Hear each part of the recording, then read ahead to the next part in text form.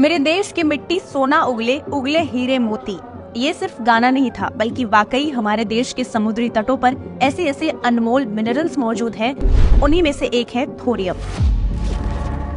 जिसकी यूपीए सरकार के समय अंधाधुंध तस्करी की गई। लगभग 60 लाख करोड़ रुपए के थोरियम समुद्री तटों से गायब हो गए। क्या ये संयोग था या प्रयोग? दुनिया का सबसे बड़ा लगभग 25% थोरियम रिजर्व भारत के केरला और ओडिशा के तटों पर मौजूद है। इसकी ताकत को ऐसे समझ सकते हैं कि एनर्जी बनाने में ये 35 लाख टन कोयले का काम 1 टन थोरियम अकेले कर सकता है। थोरियम ही एक ऐसा बेशकीमती रत्न है जिसके कारण 6 दशक बाद भारत अपने न्यूक्लियर एनर्जी प्रोग्राम के स्टेज 2 तक पहुंच पाया है। लेकिन समुद्री इलाकों में इसकी चोरी क्यों हुई? किसके कारण न्यूक्लियर प्रोग्राम को स्टेज 2 तक पहुंचने के लिए दशकों लग गए? ये सब जानने के लिए पहले ये जान लीजिए कि आखिरकार ये थोरियम है क्या चीज। थोरियम एक रेडियो एक्टिव मेटल है जिसका अगर सही इस्तेमाल कर लिया जाए तो वो कभी ना खत्म होने वाला फ्यूल बन जाता है और दशकों दशक तक इस्तेमाल हो सकता है। भारत अभी थोरियम बेस्ड न्यूक्लियर प्रोग्राम पर ही काम कर रहा है और इसका कॉन्सेप्ट नेहरू के कार्यकाल में भारत में न्यूक्लियर प्रोग्राम के जन्मदाता डॉक्टर होमी भाभा लेकर आए थे। आप सोचिए, ये प्रोग्राम 1950 में शुरू हुआ था और आज तक कंप्लीट नहीं हो पाया। क्यों? क्योंकि पिछली सरकारों और सबसे ज्यादा समय तक सत्ता में रहने वाली कांग्रेस सरकार ने इसे ठंडे बस्ते में डाल दिया था, जबकि इसका मुख्य उद्देश्य ही था भारत को थोरियम से एनर्जी बनाने में आत्मनिर्भर बनाना। और देखिए, आज 2024 में जाकर हम 3 स्टेज के न्यूक्लियर प्रोग्राम की दूसरी स्टेज पर पहुंच चुके हैं। जाति जाति चिल्लाने वाली कांग्रेस सरकार की इससे बड़ी नाकामयाबी और क्या होगी? भारत में यूरेनियम ना होने की वजह से डॉक्टर भाभा ने न्यूक्लियर प्रोग्राम के लिए थोरियम को एज अ फ्यूल चुना था, क्योंकि ये भारत में आसानी से समुद्री तटों पर मिल जाता है। लेकिन पिछली सरकारों से ये भी ना हो सका, जबकि मेन मिनरल्स थोरियम देश में ही मौजूद था। खैर, थोरियम से इलेक्ट्रिसिटी जनरेट करने का जो सपना डॉक्टर भाभा ने 1950 में देखा था, वो मोदी सरकार में मुमकिन होता दिख रहा है। अब आते हैं यूपीए सरकार में हुई थोरियम की तस्करी की कहानी पर। वैसे तो इस बारे में मीडिया चैनलों में सबसे कम चर्चा की गई है, लेकिन ये कांग्रेस और गांधी परिवार के सबसे बड़े काले कारनामों में से एक है।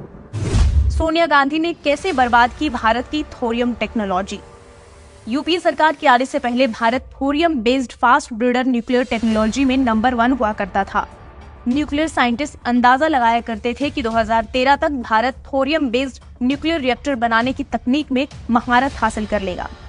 लेकिन 2004 में जैसे ही रिपोर्ट वाली सरकार बनी, भारत के न्यूक्लियर प्रोग्राम के बुरे दिन शुरू हो गए।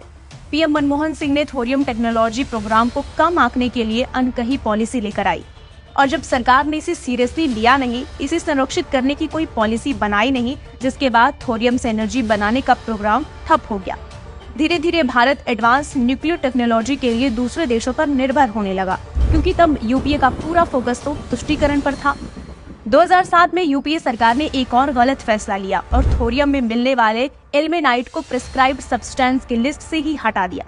यानी कि इल्मेनाइट की वैल्यू एक मामूली रेत के बराबर हो गई थी। जिसके बाद क्या, कंस्ट्रक्शन में इस्तेमाल करने के नाम पर कोस्टल एरिया में तस्करी और अवैध खनन तेजी से बढ़ने लगा।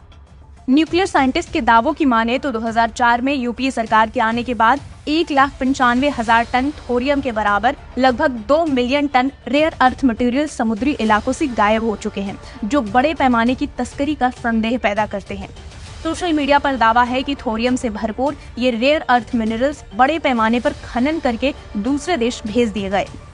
आरोप है कि सबसे ज्यादा थोरियम चीन भेजे गए, और अब खबर सुनने को मिलती है कि चीन world's first thorium molten salt nuclear power station बना रहा है, जबकि उसके देश में हमारे देश की तुलना में थोरियम काफी कम है।